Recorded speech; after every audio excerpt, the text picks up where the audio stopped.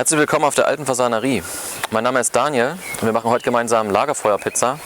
Und dafür brauchen wir natürlich Holz. Also werden wir das jetzt hacken. Dann folgt mir.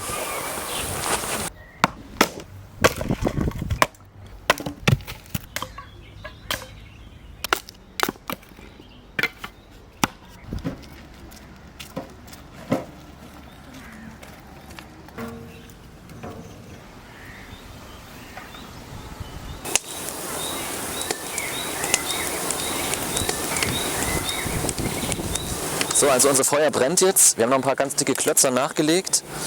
Und es braucht jetzt auch ungefähr 45 Minuten, dass wir eine schöne Glut haben für unsere Pizza. Und während es jetzt brennt, gehen wir einfach weiter zu unserer nächsten Station. Gut, wir haben jetzt alle Zutaten für unsere schöne Lagerfeuerpizza bereitgestellt und fangen mal an bei dem Teig. Das ist ein Hefeteig. Der ist seit heute früh schön gezogen. Ganz frisch gemahlenes Korn, Dinkel, Hafer und Roggen. Und dazu nehmen wir uns erstmal ein bisschen Mehl. Bestreuen uns eine kleine Fläche,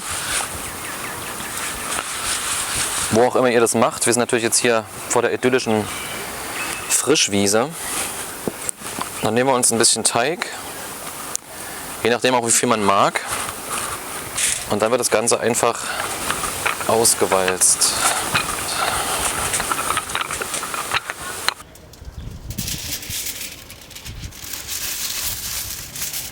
Gut, dann nehmen wir uns unseren Teig. Theoretisch können wir es auch natürlich gleich auf der Alufolie ausrollen, was in dem Falle klüger gewesen wäre. So, dann haben wir hier unseren ganzen Belag vorbereitet. Als allererstes machen wir eine Tomatensauce drauf. Das ist jetzt hier eine Basilikum-Tomatensauce und noch ein paar Gewürze. Damit wird der ganze Teig, die Fläche bestrichen. Es wird nachher eine Pizza Calzone, sodass natürlich auch überall Soße sein soll. Ein bisschen am Rand immer noch frei lassen, denn da wird es nachher verklebt. So, jetzt ist die Frage, was man so mag. Ich mache einfach mal so eine Allround-Pizza mit ein bisschen Salami und Schinken. Dann noch ein bisschen Mais dazu. Liebevoll geschnittene Tomaten.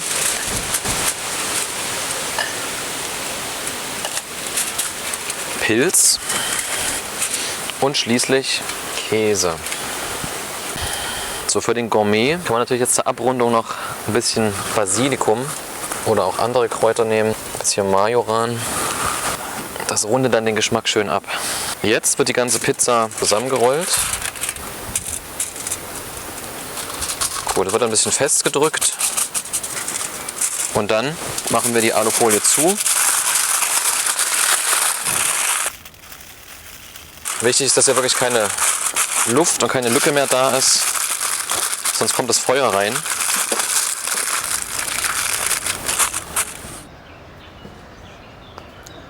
So, jetzt ist das Feuer, die Glut, perfekt. Wir brauchen nämlich Weißglut. Da werden wir jetzt gleich die Pizza in der Alufolie direkt reintun und dann wird sie von jeder Seite 7 Minuten gebacken. Danach kühlt sie kurz ab und dann schauen wir mal, was wir gemacht haben. Jetzt ist die Pizza abgekühlt, das heißt, wir können sie auch schon anfassen. Ja, wir sehen, es war sehr hohe Hitze. Das Backpapier ist verbrannt. Ja, und an der Pizza sind kaum schwarze Stellen zu sehen.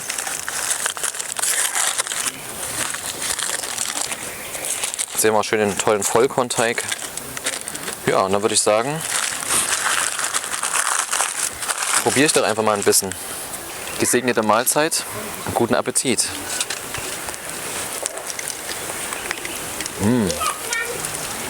Wirklich gut.